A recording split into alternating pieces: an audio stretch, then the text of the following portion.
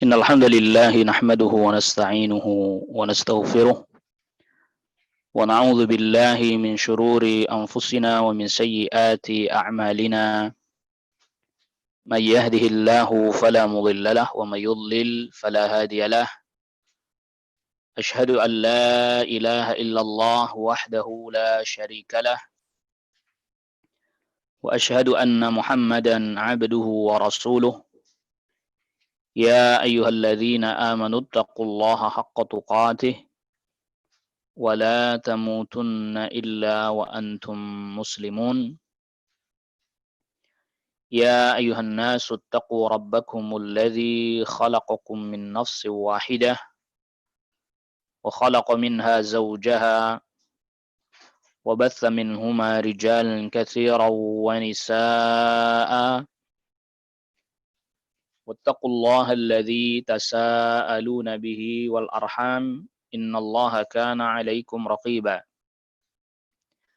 يا أيها الذين آمنوا اتقوا الله وقولوا قولا سديدا يصلح لكم أعمالكم ويغفر لكم ذنوبكم ومن يطع الله ورسوله فقد فاز فوزا عظيما أما بعد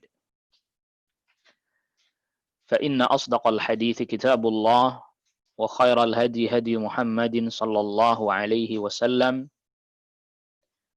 وشر الأمور محدثاتها وكل محدثة بدعة وكل بدعة ضلالة وكل ضلالة في النار. Iyyatul akhwat azzakunallah, pada pertemuan kita di kesempatan kali ini pada pelajaran adab al-muslim fil yaumi wal lailah, adab seorang muslim dalam kesehariannya. Dan pada kesempatan kali ini kita masuk kepada pembahasan adabul isti'dzan, adab meminta izin. Yang pertama di dalam adab al-isti'dzan, meminta izin, yang pertama adalah ayyakhtaral musta'dzinul waqtal munasiba lil isti'dzani. Ya, seseorang yang mau meminta izin, dia memilih waktu yang sesuai untuk meminta izin. Jadi pilih waktu yang sesuai, bukan waktu ketika orang sedang tidur siang misalnya, atau ketika orang sedang tidur di malam hari, sudah terlampau larut. Ya, dia pilih waktu yang sesuai, yang tepat. Dan yang kedua adalah ayyatruqal musta'dzinu baba man yarghabu ziyaratahu bilutfin. Orang yang meminta izin mengetuk pintu orang yang hendak dia kunjungi bilutfin, dengan lembut.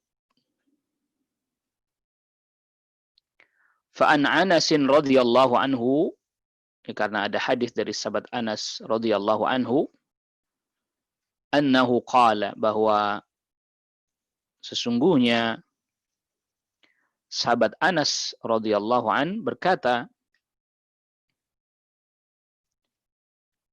inna abwaban nabiyyi sallallahu alaihi wasallam kanat tuqra'u bil adhafiri.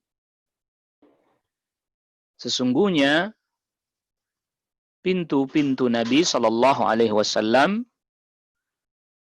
kanat tuqra'u, ya dahulu diketuk, bil adhafiri, dengan kuku, di saking lembutnya mengetuk pintu.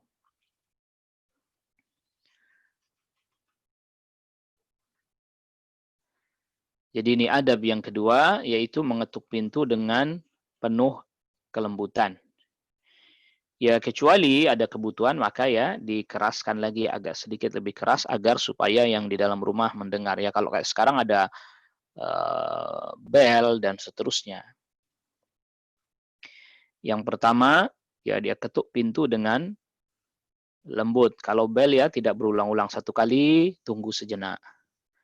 Jadi tidak berulang-ulang sampai banyak seperti sebagian orang ya, tet, tet, tet, tet, tidak. Satu kali, ditunggu terlebih dahulu.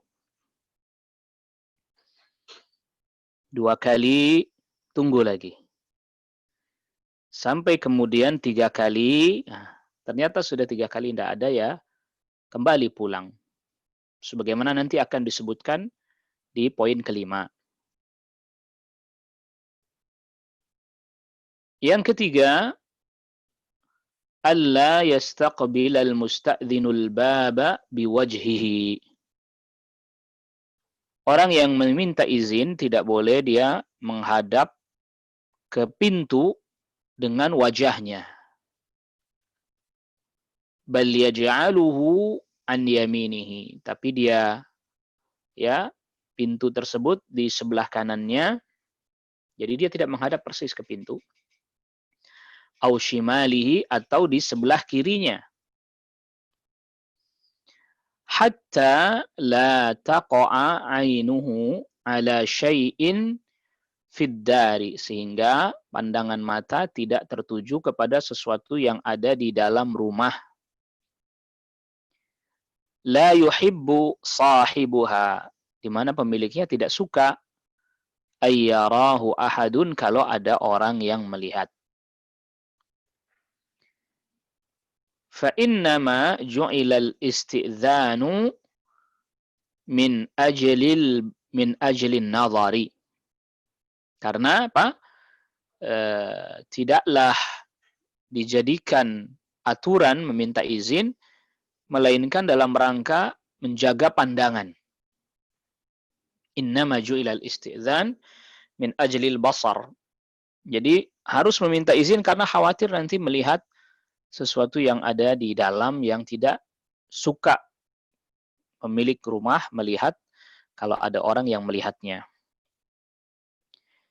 Maka di sini dan di masa Rasul sallallahu alaihi wasallam terdahulu, terkadang rumah-rumah itu hanya ditutup dengan tirai, nggak ada pintunya. Ya, sehingga kalau dia persis berdiri di depannya akan terlihat apa yang ada di dalam rumah. Maka berdirinya di sebelah kiri atau sebelah kanan pintu dan tidak menghadap dengan wajah ke arah pintu.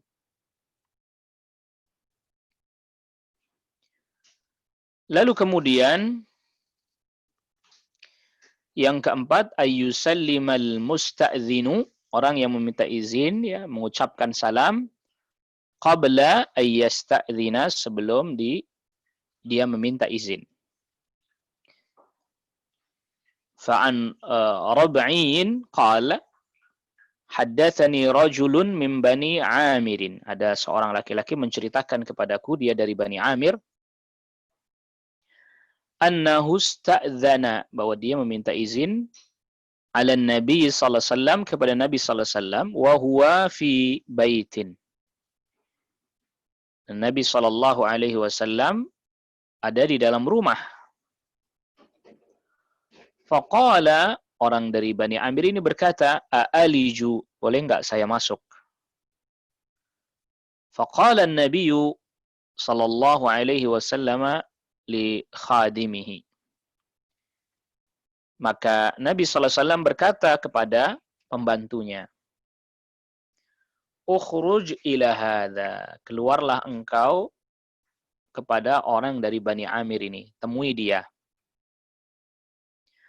Fa'allimhul isti'dzana, ajarkan kepadanya bagaimana caranya minta izin. Faqul lahu, maka katakan kepada orang dari Bani Amir tersebut, qul, ucapkanlah, assalamu alaikum a'adkhulu. Ya, kasih tahu kepada orang dari Bani Amir tersebut, qul, katakanlah, ucapkanlah, assalamu alaikum a'adkhulu, apakah aku boleh masuk? Ya, jadi dia ucapkan salam, lalu kemudian baru dia minta izin, boleh enggak saya masuk? Ini Nabi sallallahu alaihi wasallam ajarkan. Rawahu Ahmad wa Abu Dawud wa sahahul Albani. Nabi sallallahu alaihi wasallam memberitahukan kepada pembantunya untuk menemui laki-laki dari Bani Amir tersebut, dan pembantunya tersebut diberitahukan agar mengajarkan kepada orang tersebut bagaimana cara meminta izin. Dia ucapkan salam, lalu kemudian dia mengatakan, adkhulu, boleh nggak saya masuk? Tapi mengucapkan salam terlebih dahulu. Ya, ini yang keempat. Lalu kemudian yang kelima, ayyasta'dzina thalathan, yang meminta izin 3 kali. Fa in udzina lahu, ya kalau diizinkan ya masuk. Wa illa, dan apabila tidak diizinkan, falyarji, ya pulang lagi. Di qaulihi sallallahu alaihi wasallam, karena sabda Nabi sallallahu alaihi wasallam, idza sta'dzana ahadukum thalathan falam yu'dzan lahu falyarji'. Idza sta'dzana ahadukum, apabila salah seorang di antara kalian meminta izin, thalathan, ya, 3 kali, falam yu'dzan lahu, dan tidak diizinkan, falyarji', maka pulang. Jadi misalnya ada seseorang hendak bertamu, dia ketuk pintu 3 kali misalnya. Dia sudah ucapkan salam 3 kali dan ketuk pintu 3 kali, tadi dikasih jeda, ternyata nggak ada suara dari dalam, maka ya berarti dia pulang. Atau yang kedua, dia minta izin, ternyata yang pemilik rumahnya atau yang sedang didatangi sedang tidak berkenan dikunjungi. Lalu kemudian dia berkata, misalnya pemilik rumahnya berkata, saya sedang tidak berkenan dikunjungi, silahkan pulang saja. Ya pulang. Ya. In qila lakum urji'u farji'u. Kalau dikatakan kepada kalian pulanglah, ya pulanglah. Jadi di sini ada 2 makna ya.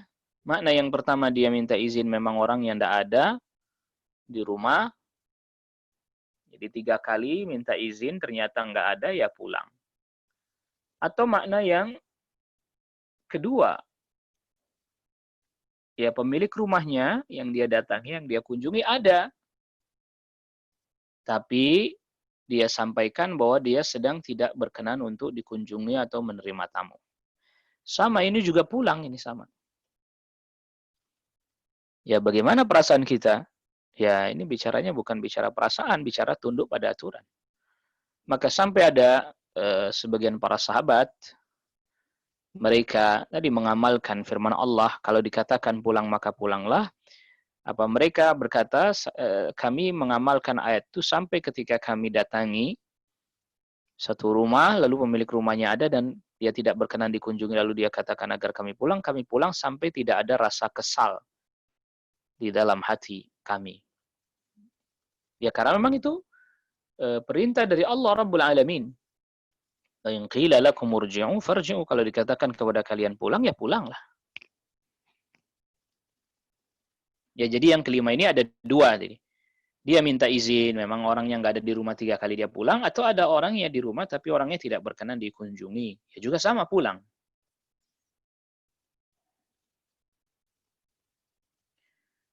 Naam, lalu kemudian selanjutnya yang keenam.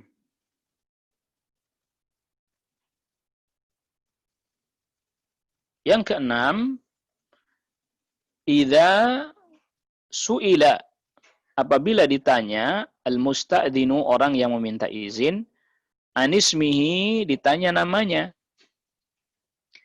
falyadhkur ismahu, hendaklah dia menyebutkan namanya, wa kunyatahu, dan kunyahnya, wala yaqul ana, dan janganlah dia mengatakan saya. Jadi misalnya ada orang nih minta izin, ya ketuk pintu, assalamualaikum. Waalaikumsalam, siapa ya? Saya. Nah, enggak, sebutkan namanya. Ya kecuali sudah sangat kenal, yang dimana suaranya sudah dikenali ya. Tapi kalau enggak, ya Anda sebut saya, ya enggak tahu siapa ini, maka sebutkan namanya. Li hadits Jabirin. Karena ada hadis dari sahabat Jabir radhiyallahu an, qala berkata sahabat Jabir, ataitu Nabiy sallallahu alaihi wasallam.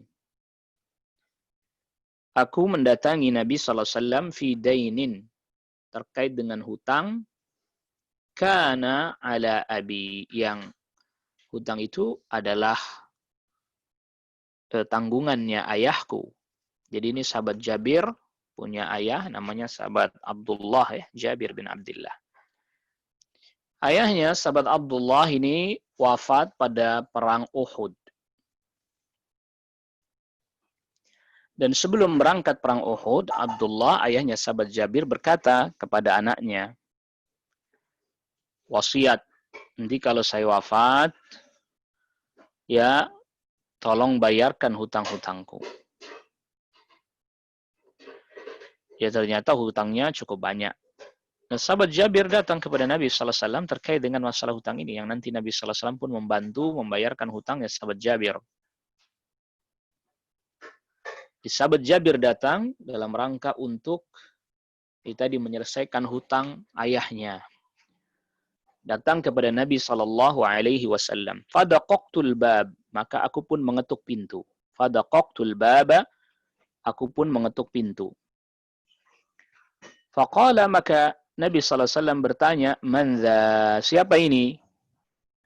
Faqultu ana. Kata sahabat Jabir, aku menjawab, saya.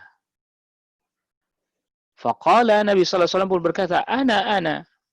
Ka'annahu karihaha. Nabi sallallahu alaihi wasallam mengatakan ana, seakan-akan beliau tidak menyukainya. Di ana siapa? Saya nggak tahu gitu mungkin maksudnya. Jadi kalau ditanya ya sebutkan nama. Ya sebutkan nama. Ya kecuali tadi orang yang sudah sangat mengenal, dengan dengar suara saja dia sudah tahu. Tetapi secara umum ya kalau ditanya siapa ini, ya dijawab dengan menyebutkan nama. Bahkan kalau masih belum bisa menjadi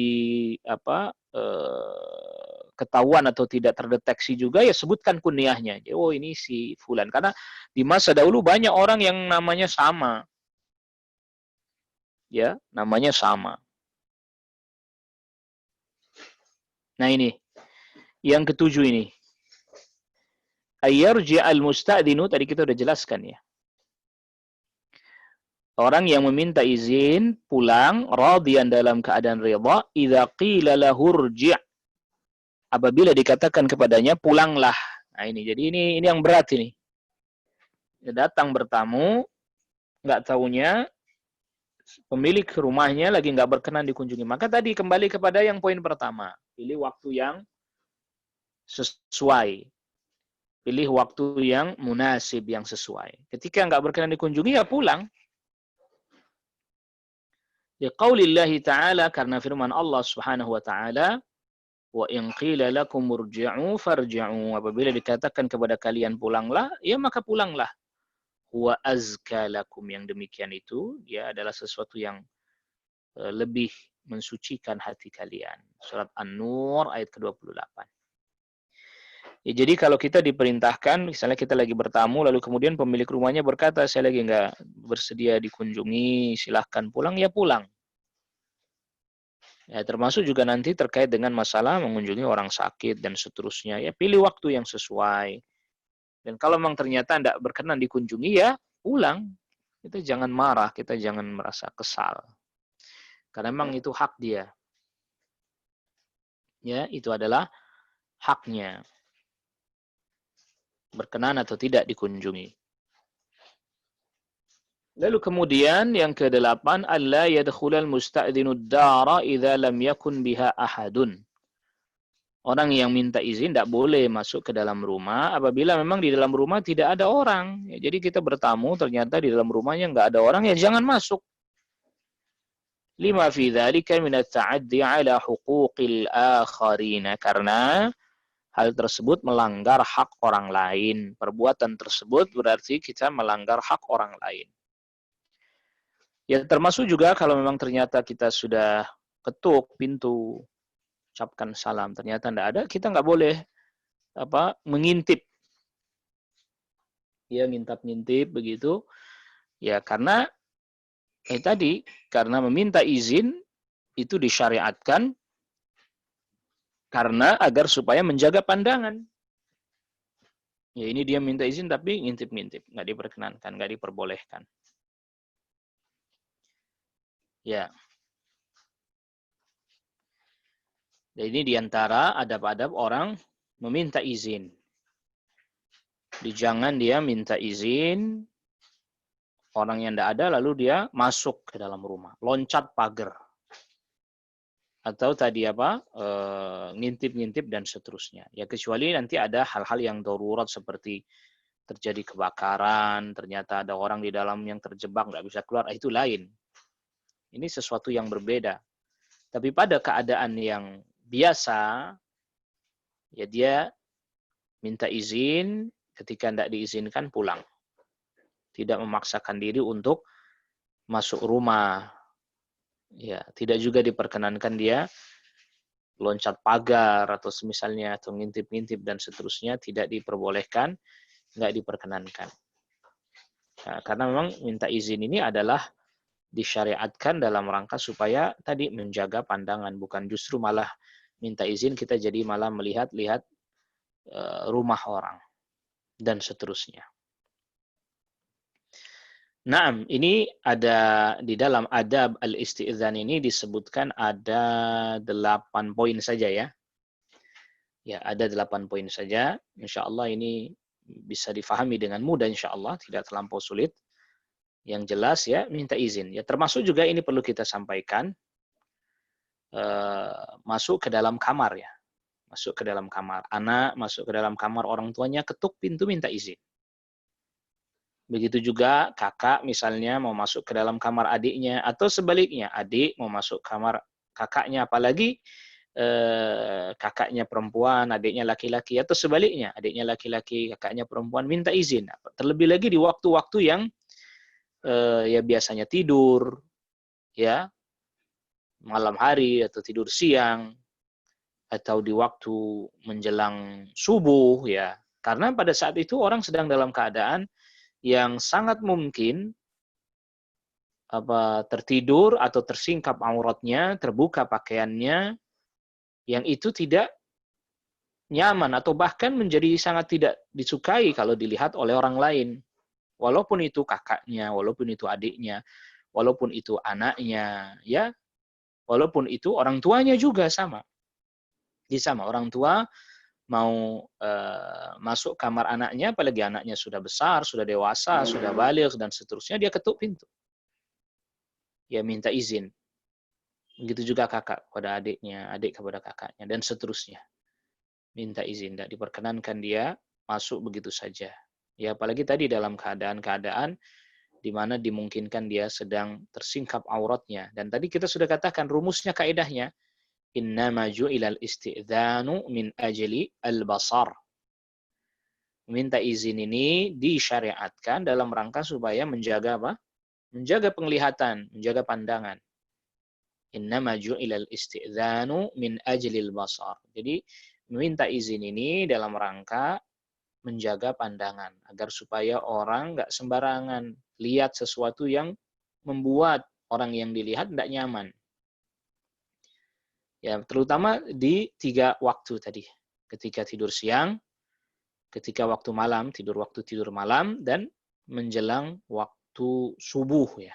Sebelum subuh, karena mungkin dia baru bangun, ya, keadaannya berantakan dan seterusnya. Nah, pertanyaannya sekarang, ini muncul sekarang fenomena gerbek kamar lah ya. Orang digerebek kamarnya, lalu kemudian dikamerain, ditayangin di mana-mana. Hakikatnya yang sebenarnya yang sesuai dengan syariat tidak boleh. Nggak boleh. Ya, innama ju'ilal isti'dzan apa tadi? Min ajli al-basar. Minta izin karena lihat. Nah, sekarang naudzubillah orang nggak dia perlihatkan semua isi rumahnya, kadang isi lemarinya kepada orang banyak, bahkan terkadang naudzubillah pakaian-pakaian yang semestinya tidak ditampilkan, nggak ditampakkan. Dia buka auratnya, waliyadzubillah. Ini nggak diperkenankan. Dia gerbek kamar kah? Atau gerbek rumah dan seterusnya ini nggak diperkenankan. Ini bertentangan dengan adab Islam bertentangan dengan tuntunan yang diajarkan oleh agama. Karena apa? Ada hal-hal yang pribadi yang nggak boleh orang tahu. Nggak diperkenankan orang mengetahuinya, apalagi kemudian dilihat oleh orang banyak. Nah, ayyatuhal akhwat, karena ini hanya 8 poin, jadi tidak apa-apa, kita cukupkan dulu pelajaran kita pada adab al-muslim fil yaum wal lailah, adab muslim dalam sehari-hari. Ya ini mesti diperhatikan, direnungkan agar termasuk juga tentu diamalkan agar supaya ya kita berusaha untuk menerapkan adab ini dalam kehidupan kita sehari-hari, dan semoga Allah Rabbul Alamin memberikan kepada kita ilmu yang bermanfaat, rizki yang halal, tayyib, dan dijadikan amal ibadah yang kita lakukan diterima oleh Allah Subhanahu wa taala. Wa sallallahu ala nabiyyina Muhammadin wa alihi wa sahbihi wa sallama tasliman katsira. Subhanakallahumma bihamdika asyhadu an la ilaha illa anta astaghfiruka wa atubu ilaik. Wassalamu alaikum warahmatullahi wabarakatuh.